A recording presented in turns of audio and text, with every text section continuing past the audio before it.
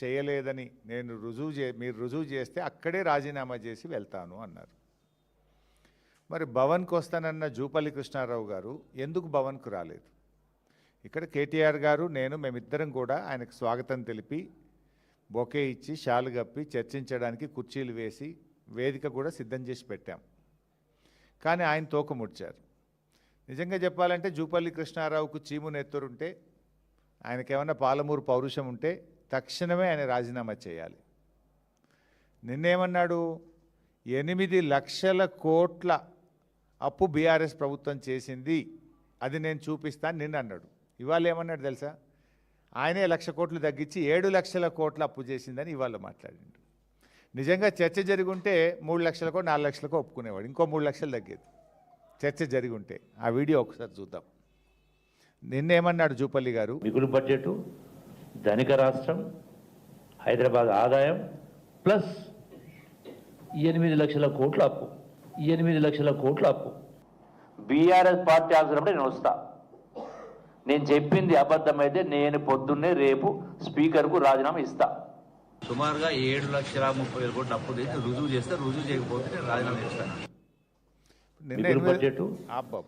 నిన్న 8 లక్షల కోట్లు అన్నాడు, ఇవాళ 7 లక్షల కోట్లు అన్నాడు. 1 లక్ష కోట్లు ఆయనే తగ్గించింది కదా. మరి నువ్వు రాజీనామా చేయి ఫస్ట్. నువ్వే అన్నావు 8 లక్షల కోట్లు నేను రుజువు చేయకపోతే రాజీనామా చేస్తాను. నిన్నటికి ఇవాళటికి 1 లక్ష కోట్లు తగ్గిందా? నిజంగా చర్చ జరుగుంటే ఇంకో 3 లక్షల కోట్లు తగ్గేది.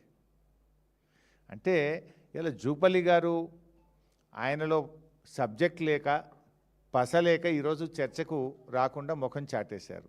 మేము సవాల్ వేయలేదు. ఇప్పుడు మా కేటీఆర్ గారు నిన్న ముఖ్య రేవంత్ రెడ్డికి సవాల్ వేసిండ్రు. కానీ నువ్వు ఆ సవాల్ని స్వీకరించి నేనే తెలంగాణ భవన్కి వస్తున్నాను మీరే చెప్పారు కదా జూపల్లి గారు. మరి ఎందుకు రాలేదు? వచ్చి ఉంటే తేలిపోయేది కదా.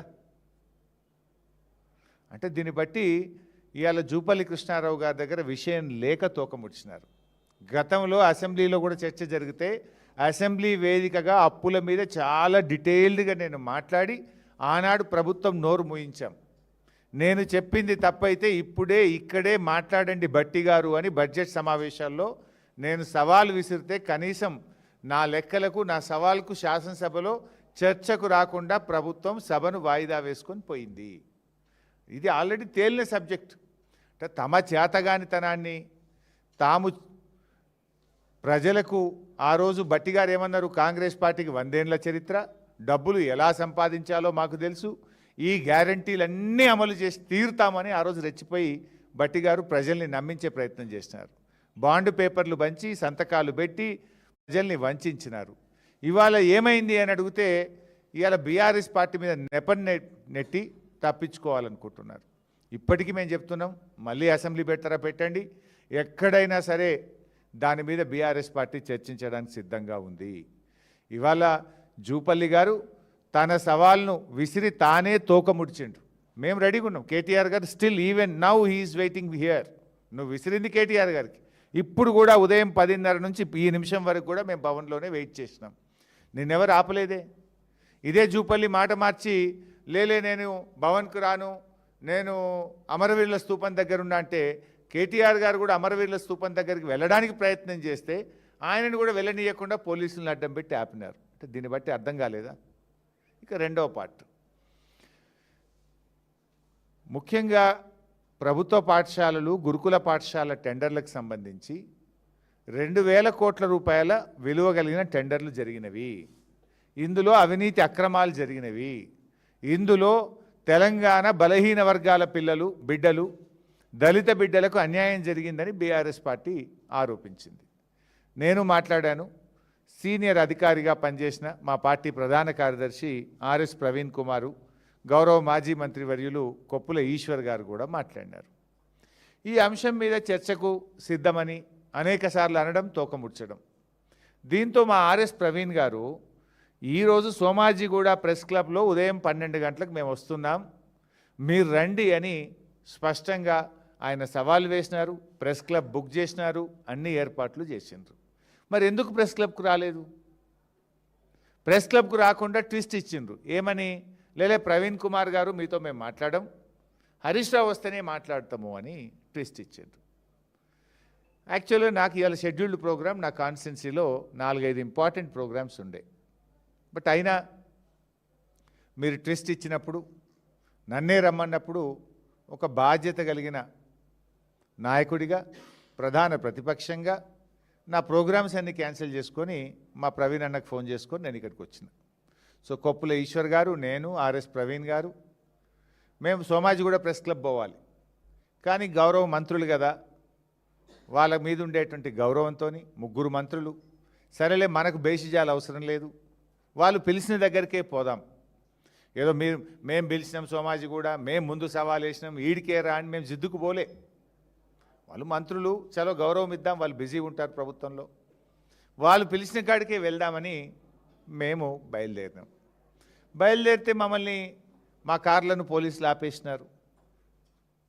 అఫ్కోర్స్ ఇలా నాకు హిట్లరే మార్గదర్శకం అన్న ముఖ్యమంత్రి, ఆయనే హోంమంత్రి, ఇంతకుమించి ఆయన ఇంకేదో చేస్తాడని మేము కూడా ఏం ఆశించట్లేదు. నిజంగా మంత్రుల సవాల్ నిజమే అయితే, ఆ మంత్రులు చర్చకు సిద్ధం ఉంటుంటే మమ్మల్ని పోలీసుల చేత ఎందుకు అరెస్ట్ చేశారు? నిజంగా మీరు చర్చకు సిద్ధం ఉంటే మమ్మల్ని గన్ పార్క్ రానియాలి కదా. మేము మీడియాకు ముందే చెప్పినాం, మంత్రులు మమ్మల్ని గన్ పార్క్ ఆహ్వానించారు. సరే, మేము అన్నకాడికి వాళ్ళు రావట్లేదు కదా, వాళ్ళకి ఈగో ఉండొచ్చు, వాళ్ళు పెద్దలు కావచ్చు, మాకేం అట్లాంటివి లేవు, ప్రజల కోసం రాష్ట్రం కోసం ఓ 2 అడుగులు తగ్గడానికి కూడా మేము సిద్ధమని మేము అడిగి బయలుదేరినాం. సరే, బయట పోలీసులు అడ్డుకున్నారు. నేను ముగ్గురు మంత్రులకు నా మొబైల్ నుంచి ఫోన్ చేశాను. పొన్నం ప్రభాకర్ గారికి ఫోన్ చేశాను, అడ్లూరు లక్ష్మణ్ గారికి ఫోన్ చేశాను, హజారుద్దీన్ గారికి ఫోన్ చేశాను. ముగ్గురు ఫోన్లు రింగ్ అయినాయి, కానీ ముగ్గురు ఫోన్లు ఎత్తలేదు.